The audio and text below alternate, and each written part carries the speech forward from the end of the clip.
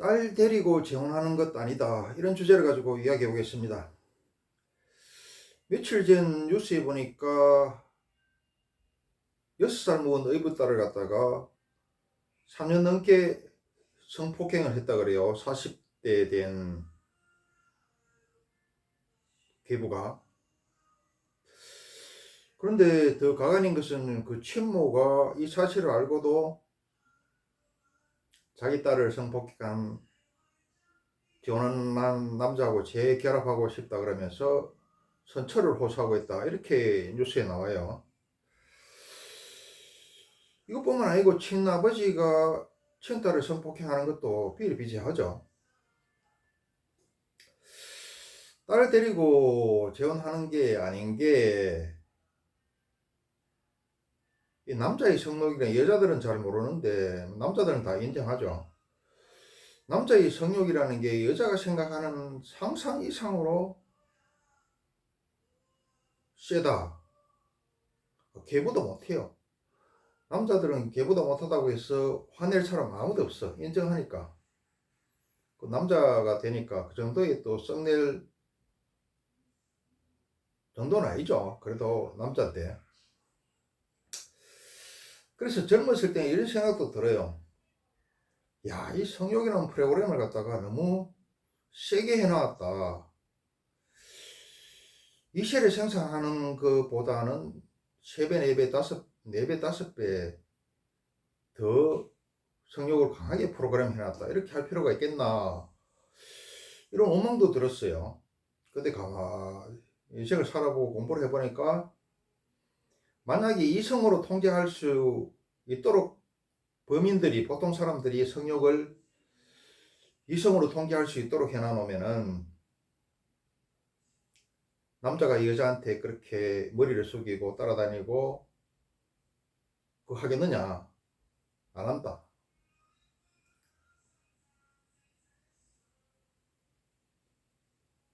그러면 이 지구가 이 세를 이어가고 이렇게 해서 대대손손 굴러가겠느냐? 안 굴러간다. 자식을 낳는 것보다 필요 이상 3배, 4배, 4, 5배 정도 강력하게 프로그램을 해놔야지 뭐 미쳐서 날뛰죠.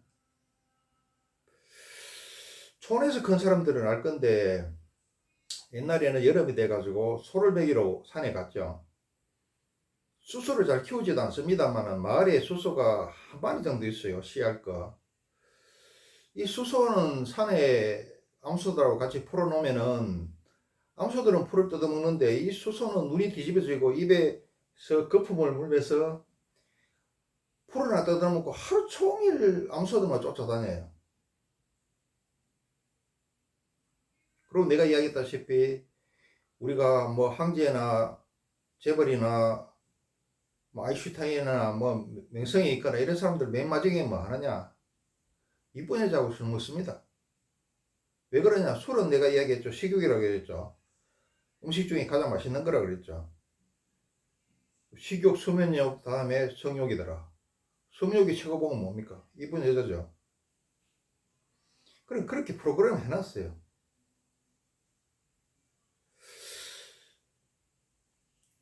그래서 남자의 속성이 성욕이라 하는 게 이렇게 무섭다는 걸 갖다가 여자들은 잘 알아야 된다. 그래서 자기 딸뿐만 아니죠. 여자 형제간들도 안심할 수 없죠.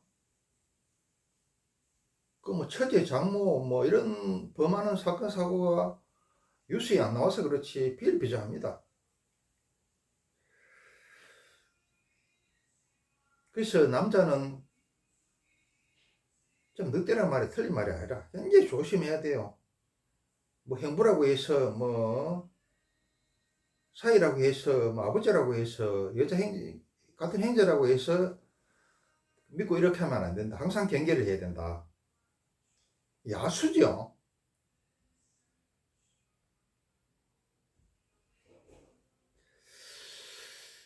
또 어떻습니까? 딸을 데리고 재혼을 하면은 자기 딸을 갖다가 그 계부로부터 보호를 해야 되는데, 친엄마가 보호를 하기는 그냥 딸한테 자기 계부하고 잠자리를 강요하거나, 또 자기 재혼한 남자하고 같이 동조를 해가지고 성폭행하는데 동조를 하는 엄마도 있어요.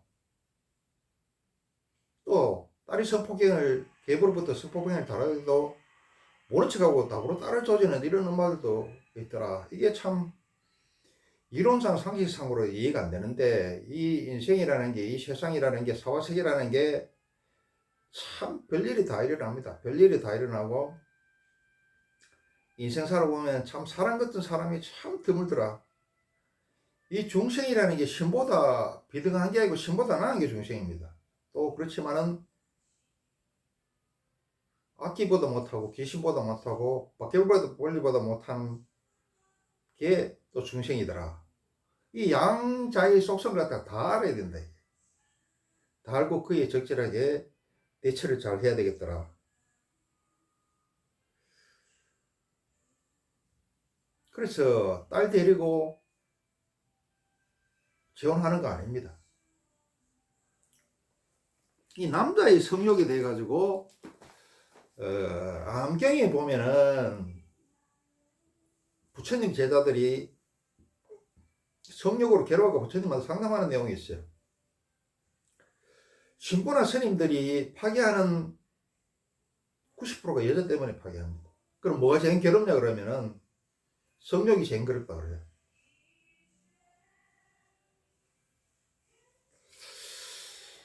그럼 내가 암경에 나오는 내용 갖다가 소개를 좀 하겠습니다. 부처님의 젊은 제자들이 성욕 때문에 괴로워서 성욕을 못 이겨서 부처님한테 찾아와서 하소연을 하고 그 대책을 묻는 내용들이 나옵니다.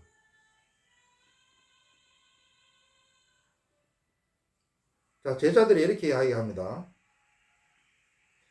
젊은 사람은 이성에 대한 욕망이 불꽃 같은데 어떻게 들짐승과 같은 마음을 순일하게 할 수 있습니까? 욕망이 불꽃 같다 그러죠. 들짐승 같은 마음이라 그러죠.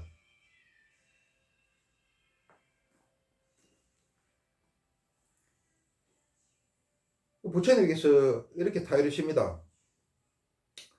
너희들은 늙은 여인을 보거든 어머니라고 생각하고 중년의 여인을 보거든 누이나 동생으로 생각하고 어린 처녀를 보거든 딸이라고 생각해라.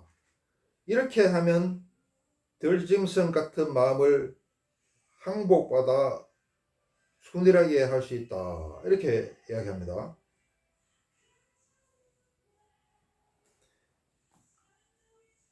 그래도 제자들이 이 말을 못 받아들이고 다시 부처님한테 하소연합니다. 제자들이 이야기합니다. 그것도 좋은 방법이지만 그래도 이성을 보면 사모하는 마음이 일어나 탐욕이 불붙을 수 있습니다.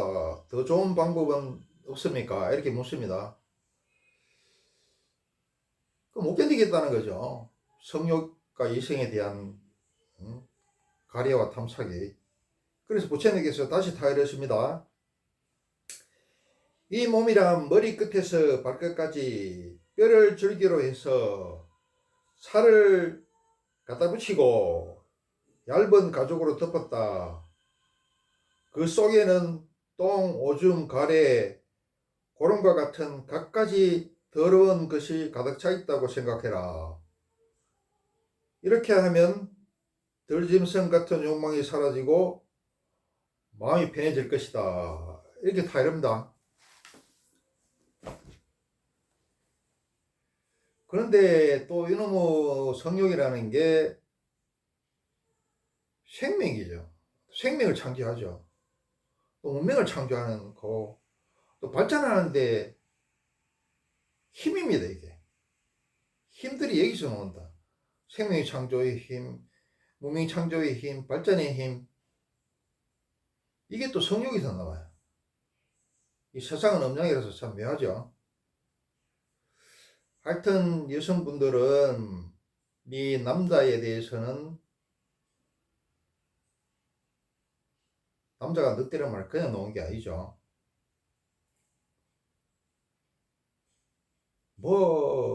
우리 아빠는, 우리 오빠는, 우리 예인은, 우리 선배는 그런 사람이 아니다. 이런 식으로 절대로 생각하지 마세요. 남자의 이 성욕이라 하는 게 여자들이 생각하는 상상 이상으로 무섭고 들짐승 같고 야수 같고 어? 악마 같다는 걸 갖다가 알아야 된다. 그거 알고 늘 조심해야 된다.